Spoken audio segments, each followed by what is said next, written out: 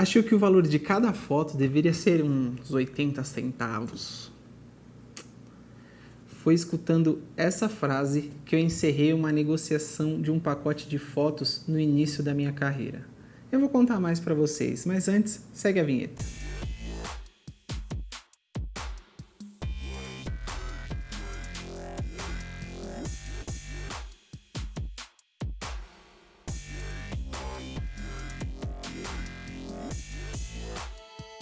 Fala galera, tudo bem? Eu sou o Paulo Lima e você está no canal do Estúdio Arauá. Eu espero que aqui você se sinta à vontade para aprender e a compartilhar experiências. Se você não é inscrito, se inscreve aqui no canal e não perca nenhuma publicação. É só ativar o sininho, ele está aqui embaixo. Vou contar uma experiência real de desvalorização profissional que aconteceu comigo no início da minha carreira. A história começou quando eu fui convidado por uma amiga para fotografar o seu desfile de graduação. Ela estava se formando em design de moda. E era uma grande oportunidade, ia ser a minha primeira Fashion Night. Então imagina, eu estava ganhando para fotografar moda, que eu adorava. Acertei então o valor com 3 formandas para fazer as fotos dos desfiles.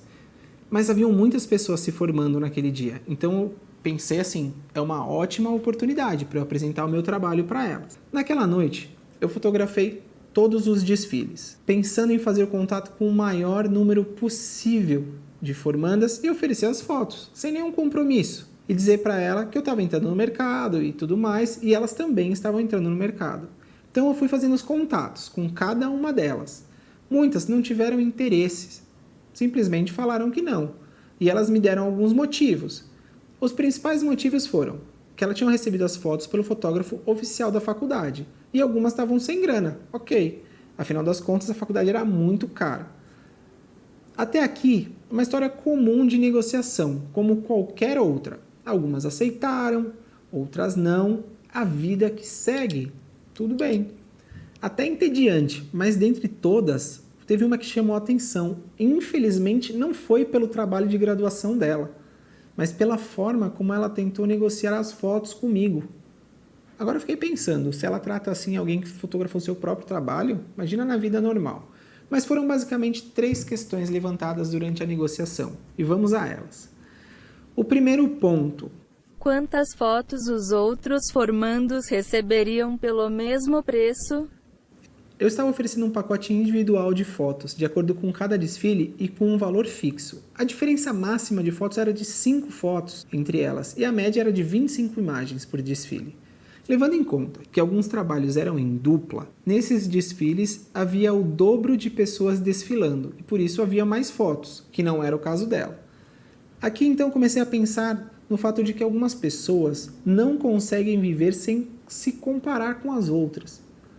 É mais ou menos assim, tem uma dependência e essa dependência faz mal. Tem um vídeo no YouTube que traduz esse conceito de comparação, de necessidade, do que o outro tem, do que você tem, e que é muito engraçado e ele é muito didático. Eu vou colocar o link na descrição. Mas só depois desse vídeo você clica lá, tá bom? O que fica como lição para mim a respeito disso é que toda vez que nós nos comparamos com outras pessoas, estamos sujeitos a grandes frustrações. Precisamos estabelecer metas, estratégias para a nossa própria vida, esquecendo as outras pessoas. Mas se você tem uma necessidade, vamos considerar, você tem aí uma necessidade, você precisa se comparar com alguém, que você se compare com você, mas você de ontem, para ajustar a estratégia para alcançar as metas para amanhã, para que você consiga realizar os seus sonhos, independente das outras pessoas. Vamos supor que você sonhou em comprar um iPhone 12, e você conseguiu comprar um iPhone 12. Não se esqueça, ele continua sendo o seu sonho realizado. Você queria comprar, foi lá e comprou.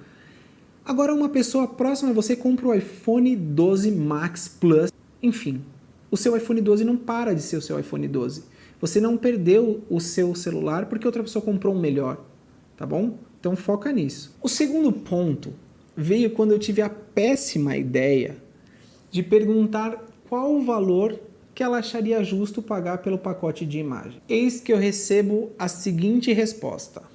Que deveria cobrar 80 centavos por imagem, pois é o preço pago para uma ampliação ou revelação em tamanho 10 por 15 centímetros. Imagina como a minha cabeça ficou naquele momento. Eu não fazia terapia, gente, naquele tempo. A validação dos outros para mim tinha um peso enorme e minha autoestima foi lá embaixo. Foi um daqueles momentos no qual eu me senti como se o termo preço de banana estivesse tatuado aqui, ó, bem aqui na minha testa, ó. Mas que ódio que me deu. E eu gostaria de saber de vocês, como que vocês responderiam nesse momento? Deixa aqui nos comentários as possíveis respostas. Lembrando, sem palavrão, tá? Vamos só responder o que a gente pensa lá, mas usando a intelecto, não sem baixaria. Seguindo a lógica, então, seria justo a gente pensar no seguinte: se um pintor, você vai pintar sua casa, ele vai cobrar só pela tinta, né? Eu sei que pechinchar faz parte de uma negociação, é cultural, todo mundo gosta de ter um desconto, pois dá a sensação de vantagem, parece que a gente está ganhando alguma coisa. Mas eu já ofereci as fotos com um preço muito baixo, se eu não me engano, acho que foi R$50, foi alguma coisa assim. Naquele momento, eu queria só apresentar o meu trabalho para aquele monte de designer de moda que estava indo para o mercado. E eu não queria ganhar muita coisa, eu queria fazer uma primeira venda, queria entregar um trabalho ali para que elas me conhecessem. Mas calma, esse ainda não é o fim da história. Ela trouxe ainda um terceiro ponto, uma lição de vida. #só que não.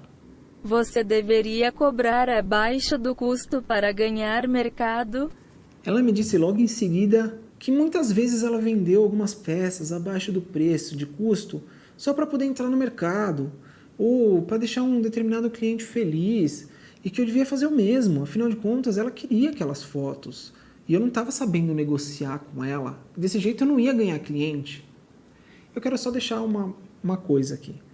Clientes que não querem pagar sequer o custo do meu trabalho não são o tipo de clientes que eu quero. Quero distância dessas pessoas. Mas quando a gente deixa o sangue no olho de lado e a gente para pensar... né? Não tá andando. Mas quando a gente pensa com calma, a gente em muitos momentos faz exatamente isso. Nós trabalhamos de graça ou nós pagamos para trabalhar. E sim, nós fazemos.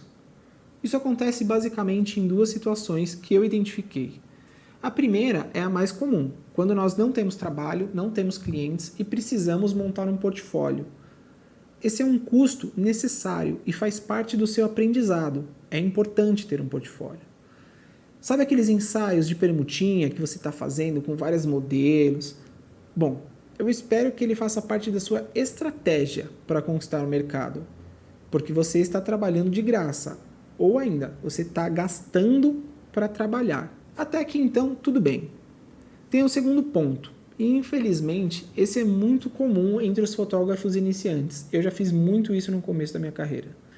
É não conhecer o custo real de um trabalho e muitas vezes cobrar abaixo dele. Você sabe quanto gasta para fazer um trabalho? Um ensaio, um evento, um casamento? Se você não sabe, é isso que está atrapalhando o seu orçamento pessoal e contribuindo para derrubar todo um mercado. Se você quer aprender a calcular o seu custo, deixa aqui nos comentários que eu vou fazer um vídeo só sobre custo e precificação para ajudar em diversas áreas da fotografia. E eu acredito que é o seguinte, trabalhar de graça ou mesmo pagar para trabalhar pode acontecer, mas toda vez deve ser por um posicionamento estratégico e não por uma imposição ou birra de um cliente ruim. Não adianta. Se ele está te prometendo que vão haver muitos trabalhos, se ele está te prometendo que esse é só o primeiro, que você precisa fazer, que ele vai te apresentar um monte de gente, a maioria das vezes isso não acontece. Eu não quero dizer que não aconteça 100% das vezes, mas a maioria das vezes, na minha experiência pessoal, isso não acontece. Essas questões todas dessa negociação me deixam muito indignado por um tempão. Mas eu encerrei a negociação sem ceder e não vendi aquelas fotos. Mas em contrapartida tem um lado bom da história. Várias outras formandas daquela turma compraram as minhas fotos. E algumas são contatos profissionais até hoje. Ao longo dos anos, eu passei por outras experiências parecidas e algumas bem piores. Porque quando você está pessoalmente com uma cliente, é difícil falar sobre orçamento, sobre preço com alguém que não entende sobre valor. Eu sei, a realidade de cada um é completamente diferente. E às vezes as empresas estão realmente com problemas. Mas ela não precisa menosprezar o seu trabalho, ela não precisa derrubar os outros prestadores de serviço. Inclusive, essa é uma lição para nós, como fotógrafos. Como vamos contratar alguém. Seja uma modelo, seja um maquiador ou até mesmo um assistente. Nós temos que ser justos. Ou melhor, ser humanos na hora de contratar. Cheguei à conclusão de que, assim como existem diversos tipos de profissionais, coexistem diversos tipos de clientes. E cabe a nós, em cada negociação, fazer uma filtragem de acordo com os nossos valores, objetivos e estratégias. Por isso é muito importante que a sua empresa tenha definido missão, visão e valores, porque é através deles que você vai saber quando aceitar ou não determinado tipo de trabalho e qual é a direção que você precisa seguir.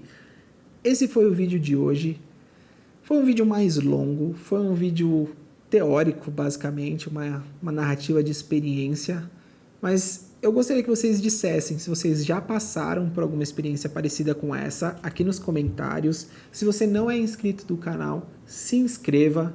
Essa semana nós chegamos em 500 inscritos e eu estou muito feliz com isso. Eu agradeço a todos vocês que fazem parte dessa comunidade que está crescendo cada vez mais. E eu quero desejar a todos uma ótima semana a todos vocês e com muitas fotografias. Fiquem com Deus e até o próximo vídeo.